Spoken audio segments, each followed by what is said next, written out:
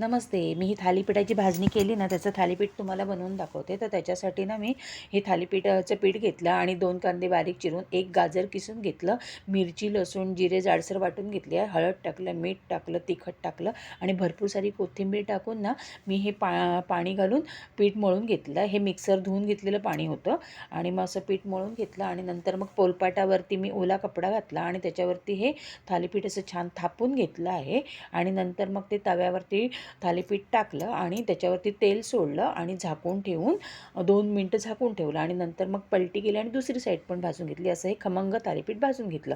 आणि मी दुसरं अजून एक पीठ बनवलं होतं की ज्याच्यामध्ये गहू तांदूळ पोहे नव्हते. तर ते पीठ आहे ना, मी माझा चुलत भाऊ आजारी आहे आणि त्याला ना तांदूळ आणि गहू खायचे नाही आहेत, म्हणून तो ज्वारी बाजरी नाचणे खाऊन कंटाळला होता आणि म्हणून मग मी हे त्याच्यासाठी पीठ हे तयार केलं आहे आणि हे त्याला मी ते देणार आहे.